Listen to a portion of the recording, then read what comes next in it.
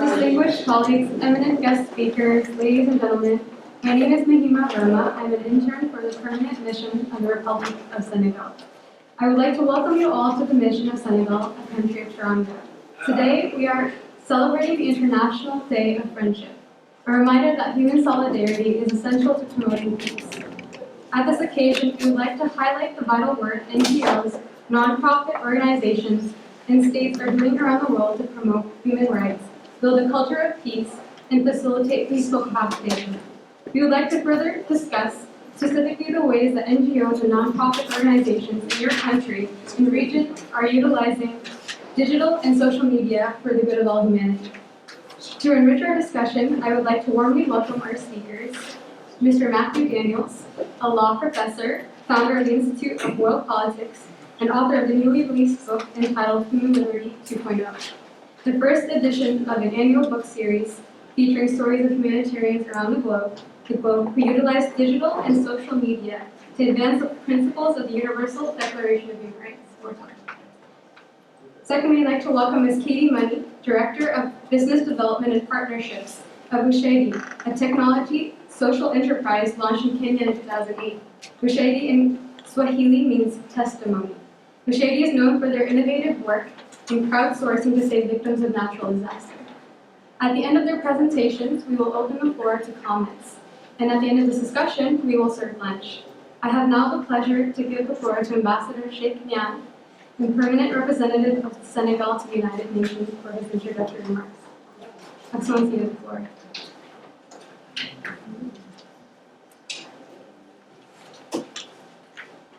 Thank you, Mahima. I will not be long. I would like just first of all to start by welcoming you all for being here. It's very special event. We are holding in celebration of International Day of Friendship. And I'm very grateful to my colleagues, ambassadors, Ambassador Luis, Isa, all the colleagues and all our guests for having come today to the Mission of Senegal to honor us and to celebrate in a way International Day of Friendship. As you probably know, Senegal is known as the country of Teranga, the term in Wolof which means hospitality, which is a key feature of the Senegalese culture and value, a feature you can find in many African societies, in all of the societies. Senegal is also a country notorious for its tolerance of people of different cultures and religions. And we are deeply attached to the principles of human rights and the promotion of peace. Therefore, it is an honor for us today to have our guest speakers participate in this important activity that my friend Mr. Daniels, Mr. Moni, Mrs. Moni, and Mr. Enada. We are pleased to have you here among us, and we are looking forward to a fruitful discussion on the efforts and initiatives led by the NGOs, group of organizations, and states to document human rights violations by using social media. I thank you.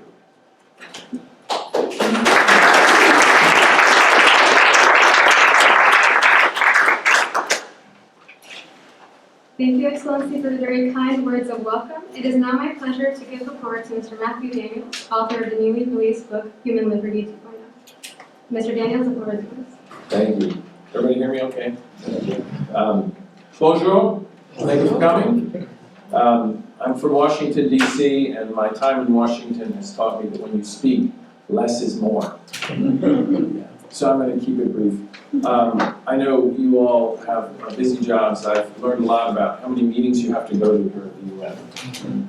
It seems to be a sort of like running a marathon. You have to be able to go to meetings and stay awake for long periods of time. Hopefully this won't be boring. I want to thank the ambassador for his gracious remarks, for his friendship, and his encouragement of our cause. I want to thank the staff of the embassy, who've been fantastic.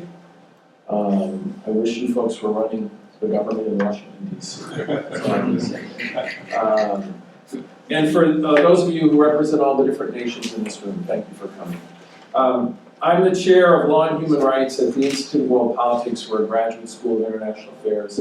in Washington, D.C. I also founded a nonprofit educational organization called Good of All.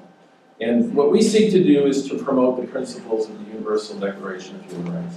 We do that in different ways, but the most fruitful way is through stories. We found that these principles are best communicated not in the abstract, but through lives and through stories of people who embody these principles.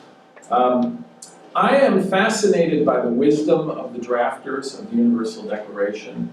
That document was ahead of its time when it was created in 1948. And I'm still learning to appreciate the wisdom that was put into this document. But one particular political insight that I recall to my own mind every day. Most human rights instruments in history have been addressed to monarchs, to governing bodies, to political entities. The Declaration of Independence was addressed to the King of England. Yeah. The Universal Declaration of Human Rights was addressed to all humanity.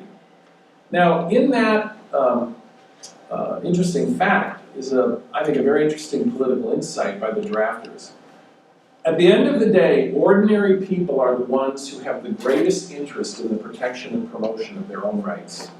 More than any government agency, more than any organization, as well-meaning as a government or an organization might be, people themselves have the strongest interest in the protection and promotion of their own rights. Now, when the document was drafted in 1948, it was a very different world. There was a limit to what ordinary people could do to promote and protect fundamental human rights. But the digital age has put powerful tools into the hands of ordinary people, into the hands of the private sector, into the hands of NGOs.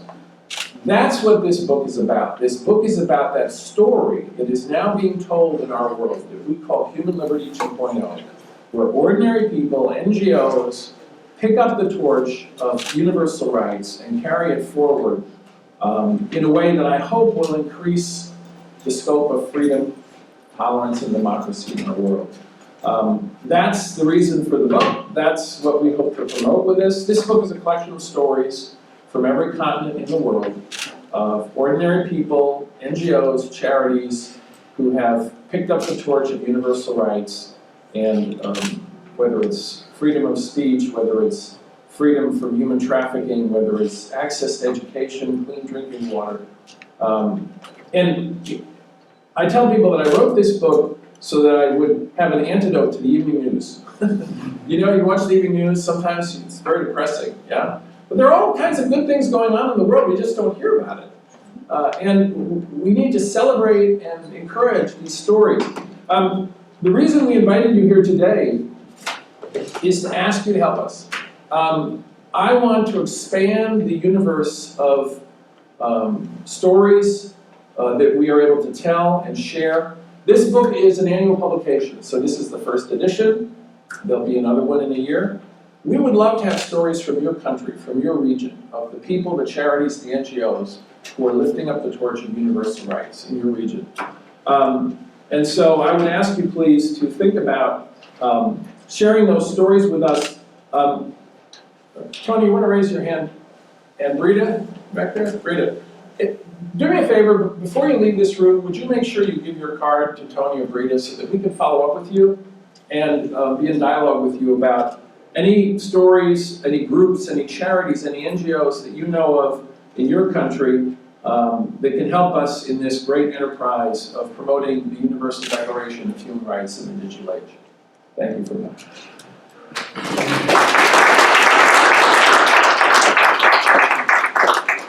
Mr. Daniels, thank you very much for your very insightful presentation, and we're looking forward to discovering more stories of humanitarian in your book. It is now my pleasure to give the floor to Ms. Katy Money of Ushahidi, a crowdsourcing social enterprise working in Kenya and Tanzania. Thank you. Hello, everyone. I first want to say a big thank you to Dr. Matthew Daniels for inviting me to be here today, to the Mission to Senegal for hosting this event, and for all of you who turned out to come and hear us talk. It's wonderful to be here on the International Day of Friendship.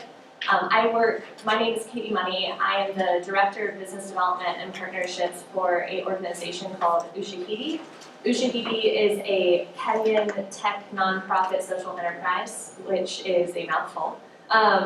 We are a small organization of about 25 people. We work remotely across the world. We're across 11 different countries, but our only office is based in Nairobi. And that's where we're headquartered. And we build and dedicate our time to building open source technology that can be used to benefit humanitarian response, the promotion of human rights, and the responses to natural disasters and conflicts of like. And we were founded about 12 years ago now in the aftermath of election violence that broke out in the 2007-2008 Kenyan elections. We were founded by 4 Kenyan bloggers at the time that were seeing a lot of violence and atrocities and things happening on the ground that was being not necessarily brought up in the media, not necessarily talked about, and so the world didn't necessarily know what was going on. And so they created a technology platform called the Ushahidi platform to allow people on the ground, citizens, community members, to submit reports of what was happening, to submit pictures of what was happening, and to allow organizations who wanted to monitor the situation and help respond to then analyze what was going on a live interactive map. And so since then, we've had multiple different versions of the Ushahidi platform that we've iterated upon and built new features for. We're now on our full version 3 of the Ushahidi platform, and it's really our flagship platform inside of our organization called Ushahidi. It's open source, which means it's available online. Our code base is available online for anybody to grab and use and deploy for free. We also have a SaaS platform, a software as a service platform, where we host and maintain the software, and then organizations, small grassroots, nonprofit, activists, or community organizations can use it for a low monthly fee. And then we also have an enterprise partnership model where we essentially provide a lot of additional expertise and services and trainings to integrate as a full-scale tech partner or subcontractor on a larger global international development or humanitarian response project. So over the past 11 or 12 years, it's been used over 200,000 times across the world, across 160 plus different countries, and across many different sectors. So anything from global health to democracy and good governance to human rights monitoring, election monitoring, conflict, disasters, response to different emergencies, environmental monitoring, and then a lot of different types of projects just related to community engagement, where you need to be collecting information from the community, communicating back to them, and then making programmatic decisions on your projects based upon the ground truthing or the information that the community is providing to you.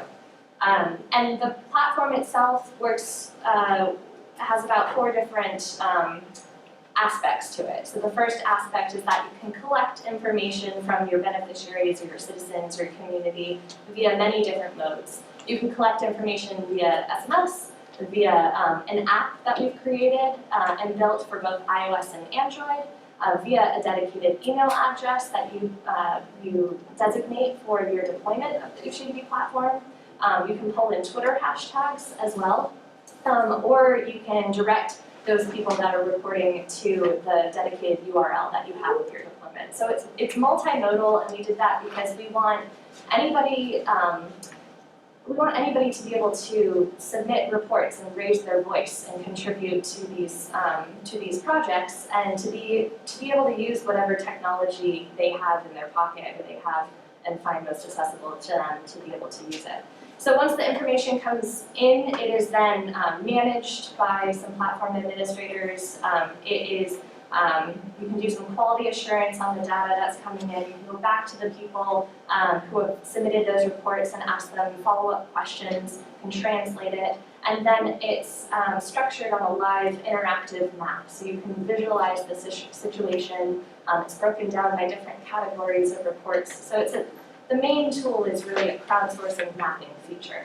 And that's why it's very helpful during situational awareness type projects and response efforts as well. And then you can also pull out all of the data via CSV and throw it into something else to analyze it in Tableau or SPSS or R. And then there's a feature that's very helpful during times of crises, which we call automatic notifications as well. So anybody who has submitted a report into the platform can designate for there to be an automatic SMS and email that goes back to them when anyone else submits a report to the platform within a certain radius around them or with a certain keyword. So they could be alerted to, say, violence that's breaking out nearby. So this is the Ushahidi platform. And like I said, it's been used all across the world. It's free and open source online. We also get involved in projects and work with organizations as tech partners to help maximize the impact that can be achieved through this tool. But Ushahidi, the organization, has also done many other things along the way. We're a bit of a tech incubator. We always have a side project going and another thing that we're working on.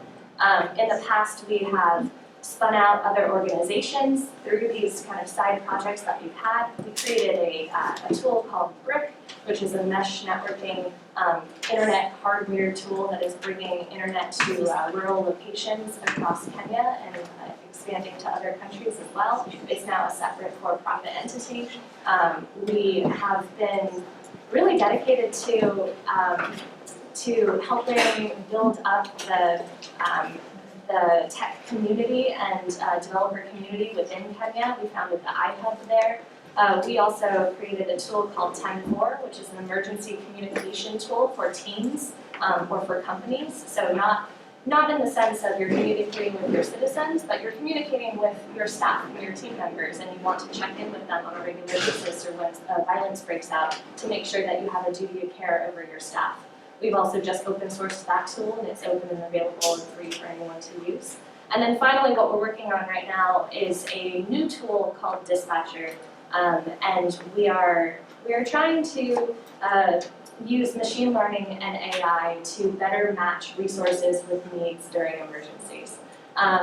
Essentially, if you could think of it as a Lyft or an Uber for community resilience and disaster response. And so right now we're in a prototype phase. We have a beta product. We're doing a lot of user research and testing on it, and seeking fundraising to develop this product further. But our main tool and the tool that's really been instrumental in humanitarian response, disaster response, and the raising up of voices to monitor human rights violations is the Ushahidi platform, which is our flagship platform. And I'm really happy to talk about other examples of where it's been used and answer any questions, but I don't want to take up too much time because I know there are a lot of other people from organizations here who could also share some really great insights. So I'll leave it at that.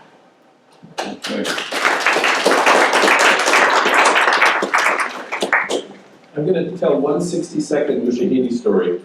It's in my book, so I happen to know this story.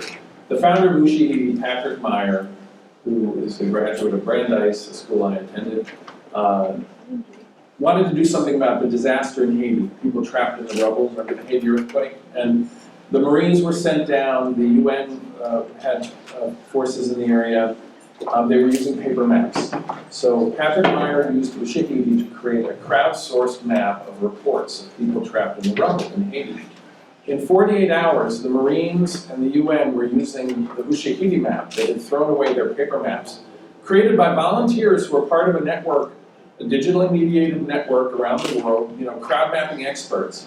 Then the next step, the Haitian phone companies set up a free text messaging service where you could report people trapped in the rubble. But the messages were coming in Haitian Creole, which really isn't proper French.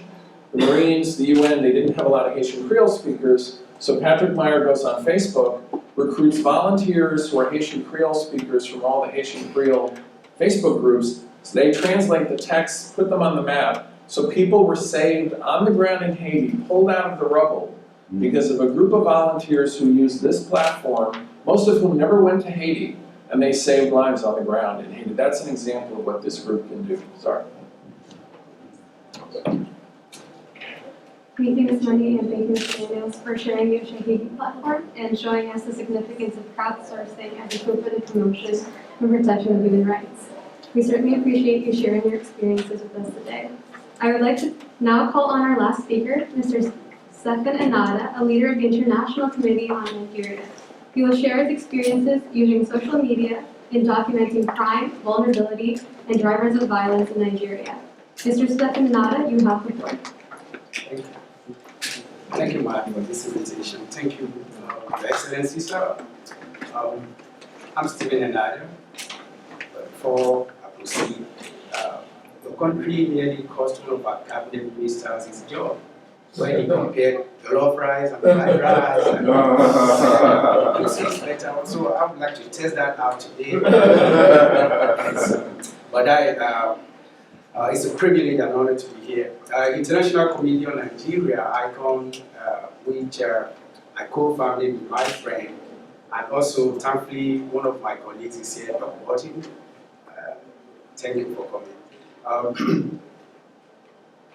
We actually started this organization 3 years ago when Nigeria started witnessing the height of instability as a result of terrorism and other conflicts.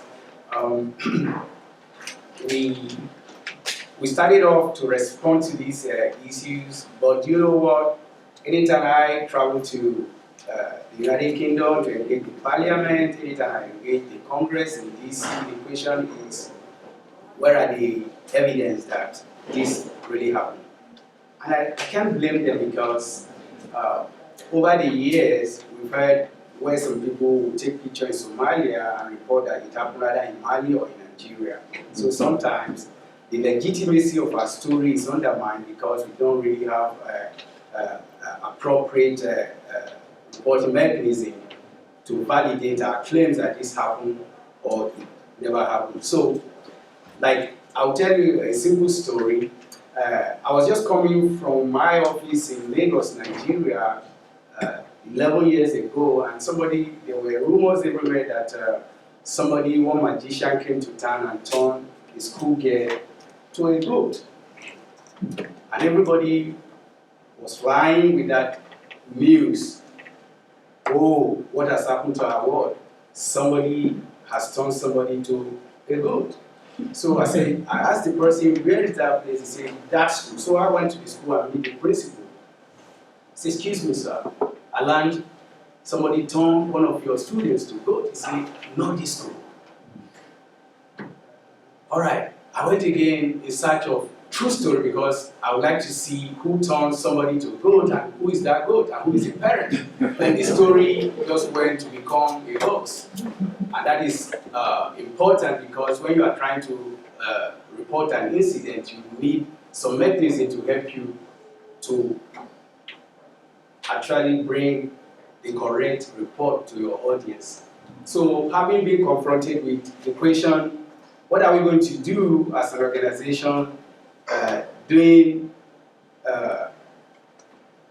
all of this reporting and also trying to engage the international community on what we do, then we partner with Eyewitness to create what we call Eyewitness apps. And what we do by this is we use this app to allow individuals and groups to securely message one another quickly, confirmable and with a variety of mediums, audio, video, stills, and attachment. So in the last 1 year, we have actually trained some people, some leaders, about 300 people who have been trained so far how to use this app. And then we have over 2,563 users as of today. So, well, the user captures veritable videos, photos of atrocity crimes using the free app we've developed through the Eyewitness. And then you begin to look at it, they are recorded. When the app user takes a picture or upload a video, it will show the longitude and the latitude. So now this is just to tell everybody that this actually happened.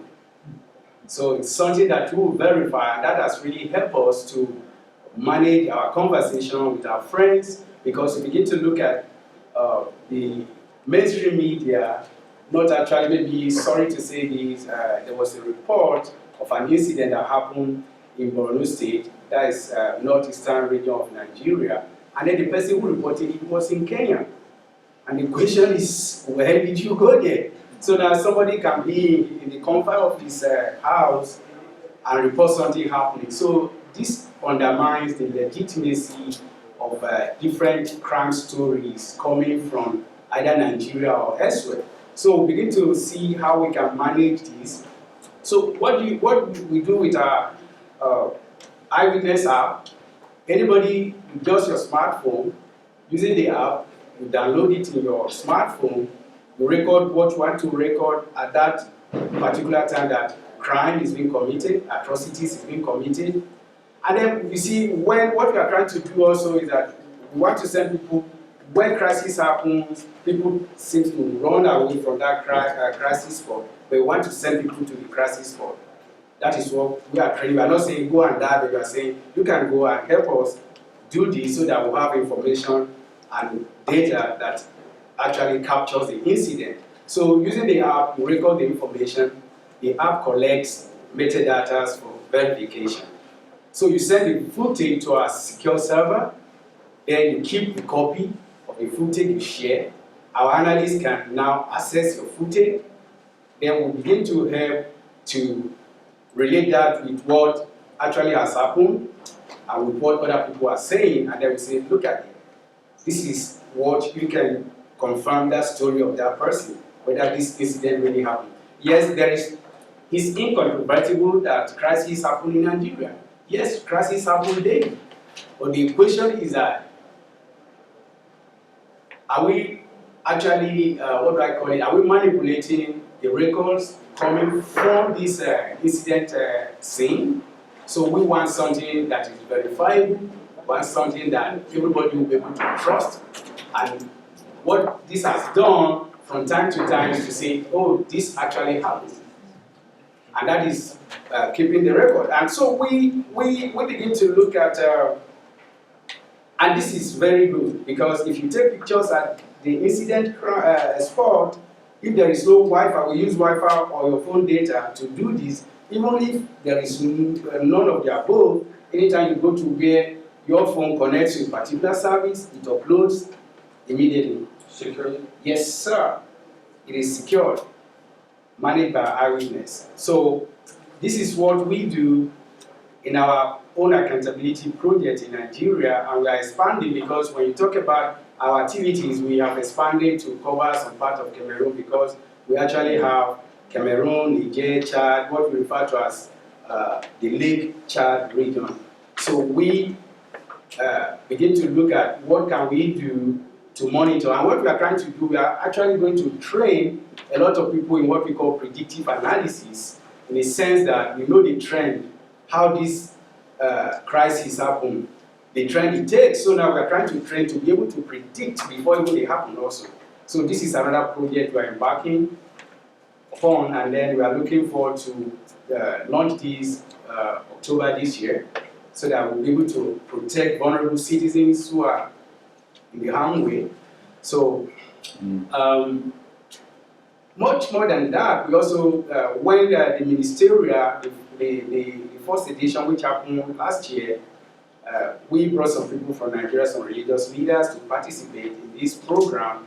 I would like to see how religious leaders contribute to Nigeria cohesion. So this year, when it happened, ICON, my organization, actually took International Religious Freedom Roundtable from the United States to Nigeria. So we have actually succeeded in bringing two hostile Muslim groups together for discussion, and we are making some progress. I want to share this because we engage through all these activities also, and we can record some measure of success. How?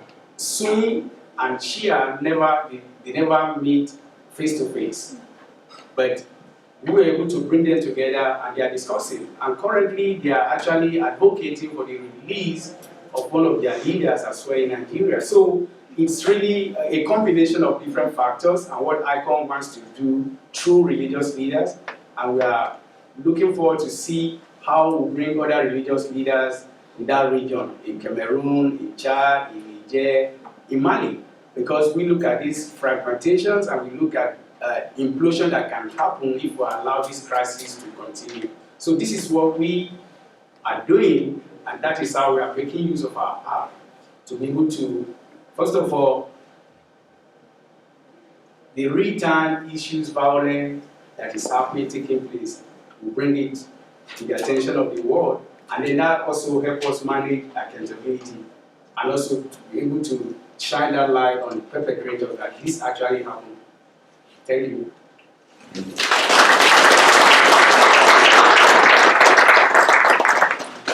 Thank you, Mr. Enada, for sharing your experiences with the ISM's platform and providing insights on the significance of social media as a human rights tool in Nigeria. Excellencies, ladies and gentlemen, we have now reached the conclusion of our presentations. On the International Day of Friendship, we are reminded today here of the importance of gathering for global peace with conversations between academics, diplomats, and those who work in the diverse fields of international organizations. We have now the honor to open the floor for questions, starting with the permanent representatives for remarks, comments, and suggestions. We'd like to kindly request that you please introduce yourself prior to asking a question so that the speakers may know who you are. My proposal is to take a first round of questions before giving back the floor to the speakers. If there is not any objection, then we can proceed this way. Thank you.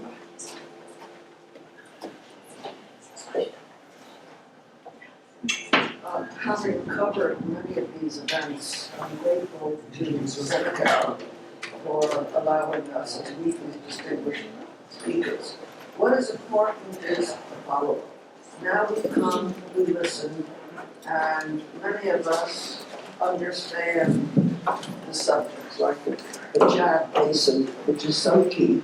As a matter of fact, the president-elect now of Nigeria to the UN has said that the Chad Basin is going to be one of his priorities.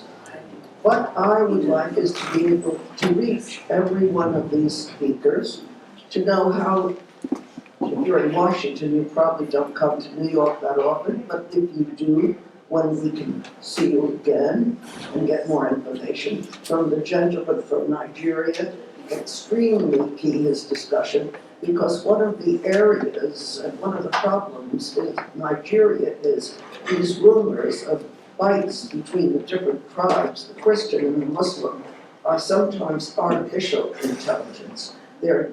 That's not the problem, it's the rebels coming in and disturbing the area. It's not what people think, religious warfare. So all of this is very key, and many of us are knowledgeable to these problems, but you're helping us if we can then be in touch with you in the future where we can locate you. This gentleman, Mr. Matthews, brought a team, but the gentleman from Nigeria, are you going to disappear like the Scarlet Pimpernel at this meeting? Or will we be able to be in touch with you, and how long will you be staying in New York? Oh, I'm Gloria Kins. I'm Society Diplomatic Review, and I'm on the board of HALT Ebola, which is the DRC. I'm on their board of directors, and that's been formed in Washington. And of course, this digital intelligence is very important for that, because when you talk about the DRC and Ebola, people are beginning to think it's in the whole country, and they cannot go there anymore. It's on the edges and far away of the country, and it could hurt the country if the State Department begins to say you cannot go to DRC. You have the same problem with Chad. Chad is 100% safe, but somehow or other the State Department got the wrong idea. But people who go there say it's safer than New York City. You can walk the streets and not worry even 3, 4, 5 in the morning. Here you can get killed. Anyway, so my main point is, and that's why I'm very interested to keep in touch, is when I'm on the board of HALT Ebola, and your apps and your information that you have could be very important too for demonstrating, for getting this all over the world, not just here today. But whatever the case, so the case is, I'm Gloria Kins, I'm in the New York phone book, I'm so old. You just dial 411-131-66 Street and you find me. But I also have the cell phone, 917-379-9771. And I'm very, very grateful to the ambassador of Senegal, because Senegal, by the way, has all sorts of housing and construction there and modernizing. I know all about Senegal, Thank you.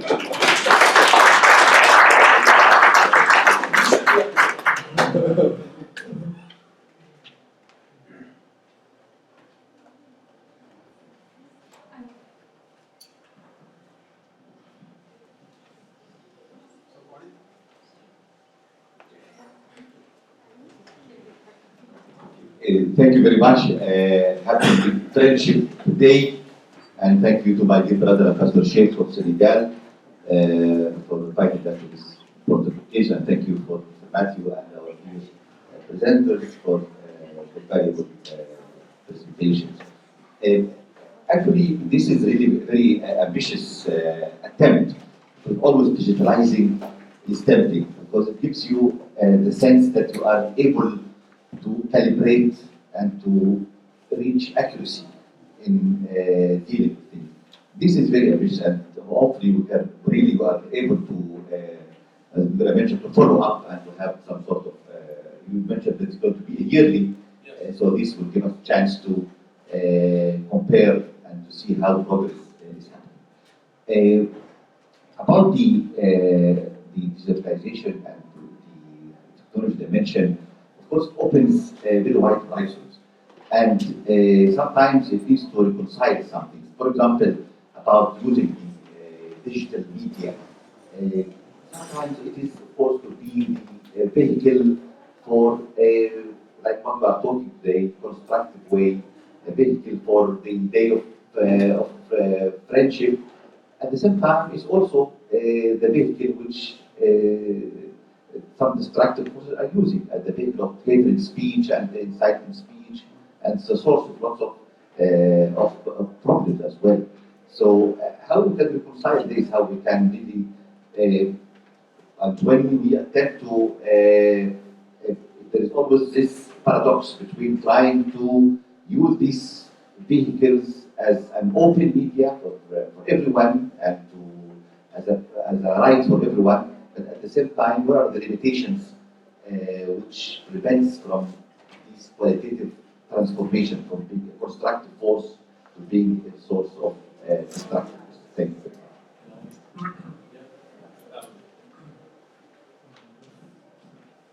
So you raise a very important point.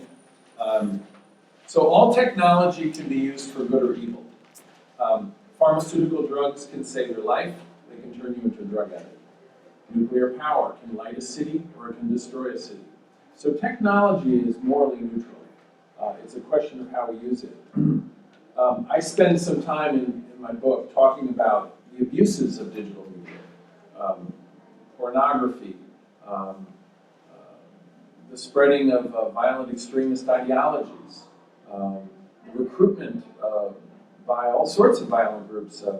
ISIS has used the internet to recruit. The New Zealand mosque shooter was incredibly adept at using Facebook to promote and to share the violent act that he did in New Zealand. I would say that our job is to accelerate the degree to which we use these tools for good. They're going to be used. So that's actually one of the motivators for this book. I feel that the good actors in the world are playing catch-up. In many ways, the bad actors have used digital media more effectively. I think some of these extremist movements are masterful at how they use the internet, how they use ideas from gaming. Did you notice ISIS is using ideas from video games to recruit young males? So we have some catching up to do, and I just want to see more people involved in that process. I hope that's reasonable.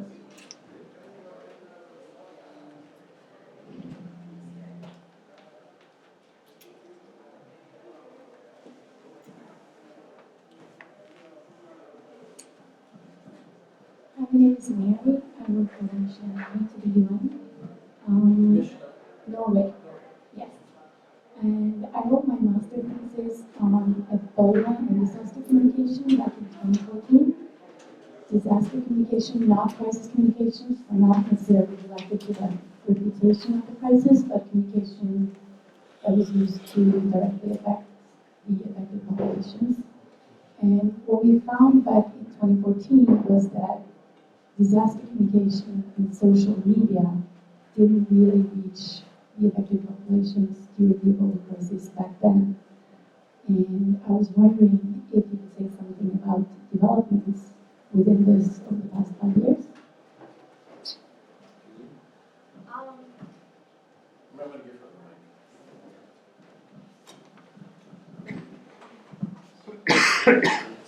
I think that's a really great question. Ushahidi doesn't exactly focus on disaster communication, so I'm not probably an expert within that field that can speak to it very well.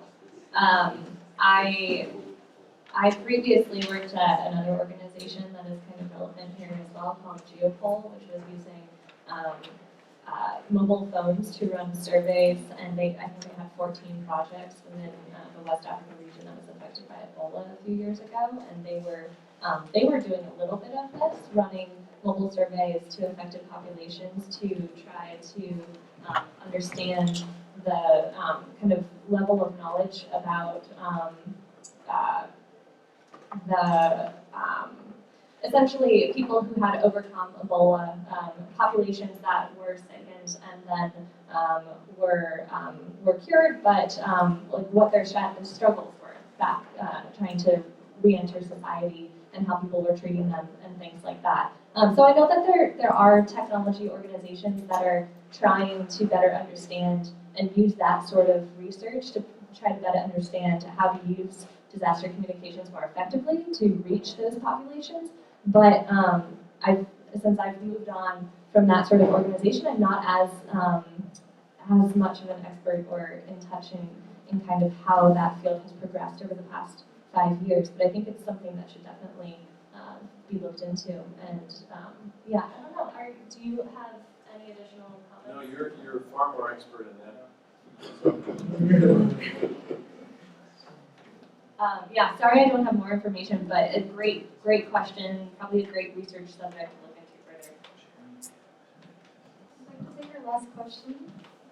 We got a- Ambassador. Thank you. Thank you very much. First, Sheikh, thank you very much for gathering this meeting. I think it's great. I'm Isa from Mali. I have 2 comments. The first one is concerning Daniels. I just read some pages of the book. It's great. Thank you for absolutely. And I will continue. Don't read the rest. I will read. My comment is the following.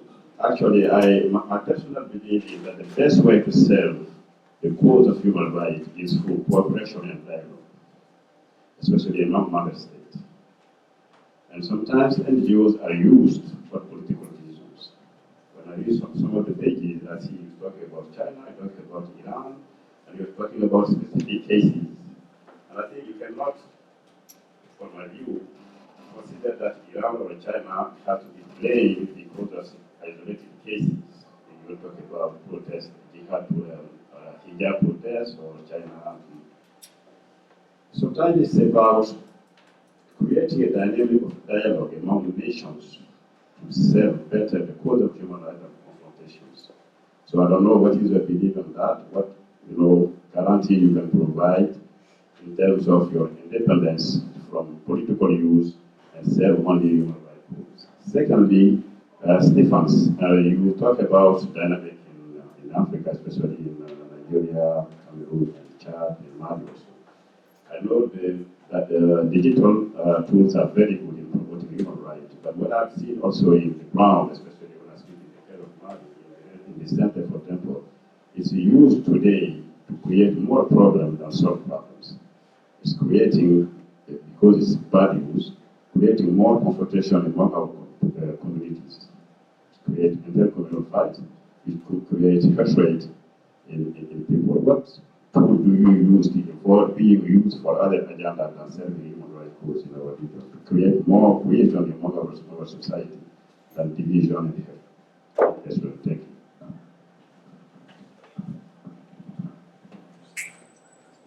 I'm getting them. Yeah. So, what I would say on the first question, I guess all I can say to you is we don't accept funds from any government source. So we're not receiving funding from any government entity. And we don't have any direct government control or oversight of our organization. So beyond that, I guess the only way to judge whether we're true to our mission is to watch what we do. You know, in Washington we say, ignore what they say, watch what they do, right? So hopefully over time, we can demonstrate by our actions that we really do believe in these principles for everyone, and that we hold accountable everyone, including our own government, for the violation of those principles. I mean, that's the best I could say. And I would ask you, please, to help us do a better job of finding the information and the stories that present a full picture. Yeah, because by I admit, we're limited by what experience and knowledge we have, right? So this is part of this process here is trying to expand the universe of information available to us. But I see the Universal Declaration as the heritage of all humanity. And everyone who claims to be civilized should be held accountable to its standards. And that's the brand and the message that we hope to carry forward. You can judge us and come back a year from now and tell me if we've done a good job. Thank you. Yeah, sorry, I would like to respond to, the truth of the matter is that every platform can be misused, and that we are cognizant of that fact that. Not Facebook, though. Yeah. So, our deploying digital media to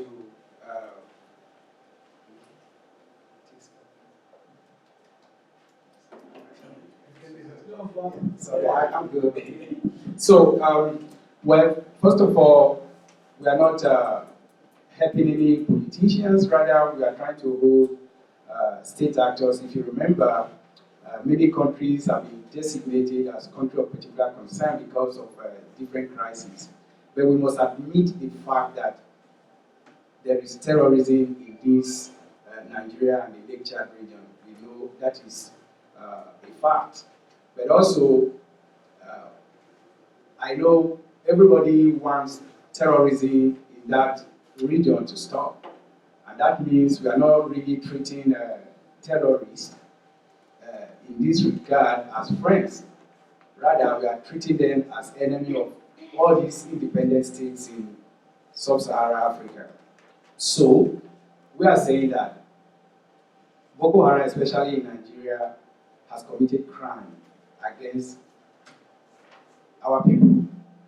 And so they must be held accountable. But much more than that, you can actually provide humanitarian support if you don't even know the extent of the tragedy, the killings and property destroyed. So we are actually helping international agencies and organizations to understand that at this particular place, XYZ number of people have been killed.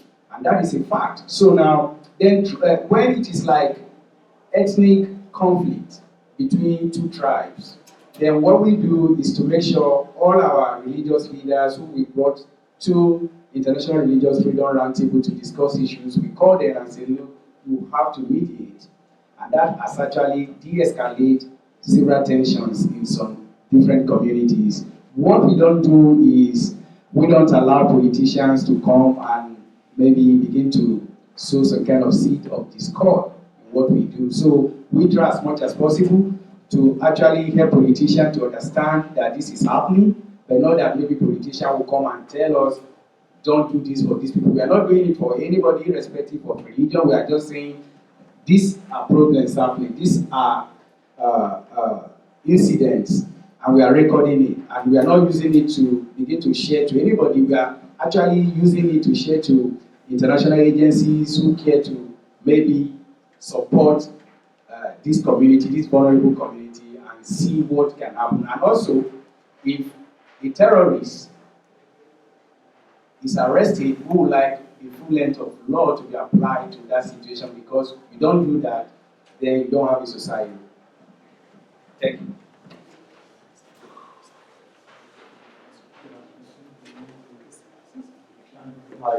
I can talk, I don't need a mic. We do need it for the first. All right. Sorry. Just turn it on. Actually, Can I ask my question? Okay. Hi, thank you Thank you, everyone. Very helpful. I'm very interested in the topic. My name is Doug Burton. I'm Doug Burton, and I'm founder of War Desk News, which is a multi-level platform that reports terrorism in West Africa. Of course, I've worked with Mr. Enada closely. So you made good points that you're expanding the universe of information through digital media. But what if the public in the United States doesn't care? Mr. Enada says we all want terrorism to end. Well, I'm not so sure, because the mainstream media in the United States has pretty much blacked out news about terrorism in Nigeria, as we're both aware. So there are some stories, but there are massacres in Nigeria almost every week. Just a couple of days ago, 65 people were murdered by Boko Haram at a funeral in northeastern Nigeria. How many of us saw that covered by Fox News? Or, there was a story in the New York Times. This is unusual. Usually they don't cover it, but they got that one. So increasingly it's happening, but what do? It's been widely reported that there's kind of a media blackout about the atrocities that have been happening in Nigeria. Some people say it doesn't have anything to do with religion. Other people say it has a lot to do with religion. Since the hundreds of people storming into the villages in the middle of the night screaming Allahu Akbar might have a religious motivation. So, but what if the American public is not informed about it because there's no coverage? The Washington Post has a motto, democracy dies in darkness. And to which I would say, terrorism thrives in darkness. In fact, tyrannical regimes love no coverage. And to some extent, they're not getting it. So, Dr. Daniels, I'd like you to tell us about what you know, since you've written about it in the Washington Times, about efforts of citizen journalists in the United States to contact their counterparts in the war zones of Nigeria, in Kaduna, where hundreds and hundreds have been recently killed, or in Borno, or in other states where there's terrible terrorism, and getting the reports directly from the victims, and then writing up stories that are published in the United States.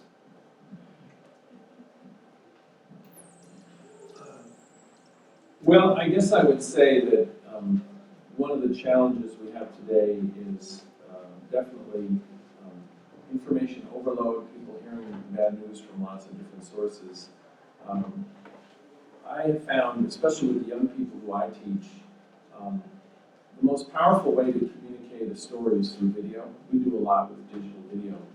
And so, to the extent that groups on the ground are able to capture video and verifiable, confirmed video of actions that are happening in their region, that's good.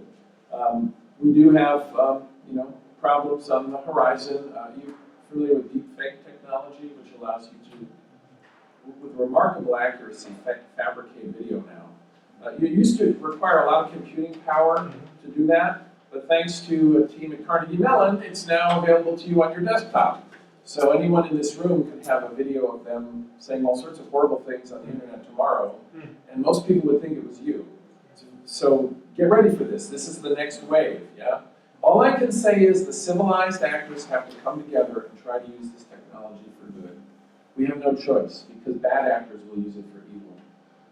And that's why we're here. That's why we hope you can help us. Mr. Bolton, sorry. I think Mr. Bolton is doing something which I think is good. That is citizen-to-citizen diplomacy, where U.S. citizens who are not aware of what is happening, especially in Nigeria or anywhere, then he will be able to connect such victims with U.S. citizens who care to maybe say a word of encouragement or prayer with such people. So I think that is a good platform also, because you are able to actually bypass the blackout you are saying. So one-on-one, like what you have just done by connecting some Americans with some victims in Nigeria has really gone a long way. So I think that is a good one.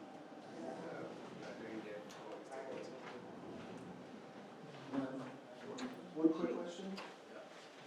So, my name's Seth. I'm a co-author of a book coming out called Stealth War: How China Took Over While America's Elite Slept.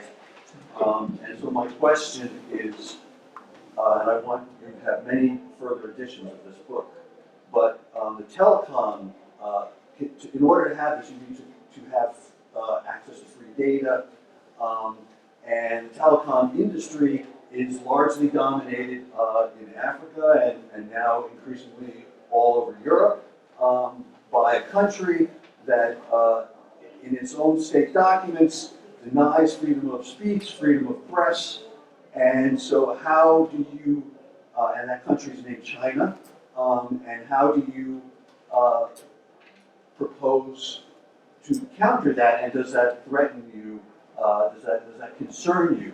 Because because you are now controlling the lever. You have a nation that actually can control data, and they have written extensively about the importance of data. You bring up a small topic at the end of the discussion. It's a matter of public record that the Chinese government is committed to censorship and control of information, and it's unapologetic about it. That is their method, their way, and they feel it's fine for them, and they're not going to change. I think it's a disaster for democracy and freedom. And that's why I have a couple chapters in my book that focus on the valiant efforts of the public in China to resist and overcome the so-called Great Firewall. There are amazing things happening. Much of it's not reported in English. I had to have a lot of source material translated from Chinese. You know there are people in China talking to each other in blockchain? They encode messages in blockchain communications and send them back and forth to each other because they can bypass the censors. Of course, with each year, the Chinese censors increase their use of AI and all sorts of predictive technology to search and censor messages. So it's a cat and mouse game. I will say that if we ever do see an end to the censorship by the Chinese regime, it probably will be over an issue that might be different than what we here in the West would worry about. Here in the West, we worry about freedom of speech. I want to express my opinion. In China, it's issues like tainted vaccines, tainted infant formula, where the system has covered up the fact that they're not producing safe vaccines or safe formulas for kids. And then you have a tragedy where children die. And then, of course, parents want to complain about this, and they're immediately censored and blocked on the internet. These are the issues that one day may crack that firewall, and we have to hope that that does occur because a big section of the human race is living behind that firewall right now. But that's a huge, huge issue looming on the horizon. Thank you very much. Excellencies, ladies and gentlemen, we have now reached the end of this event. We would like to thank our guest speakers for their presentations, and thank you all for your comments. I will now give the floor to Ambassador Shekmian for the closing remarks. Excellency, you have the floor.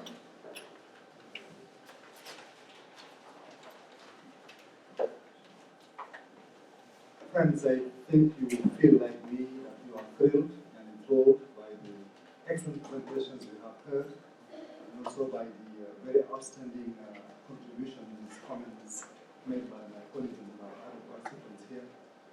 The last question was also raised by someone who is an author. I'm sure this is your view. This is not the view of the Embassy of the Mission of Senegal, but this is free speech.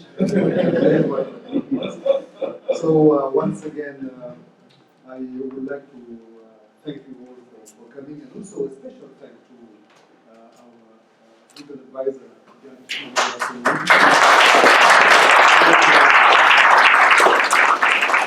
who also took all the steps leading to this wonderful event, and also our moderator, Mahima, who is also So if I have to have a takeaway from this meeting, it will be this, that not only we need to optimize our use of social media, but also we need to have all stakeholders like the states, NGOs, non-profit organizations, to make sure that we can all do our best to optimize, as I said, the social media in order to enhance and promote human rights, peace and prosperity. So thank you for also making your book available and being so gracious and not having anyone to pay for it.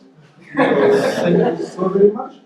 And And thank you, panelists, for your wonderful presentations.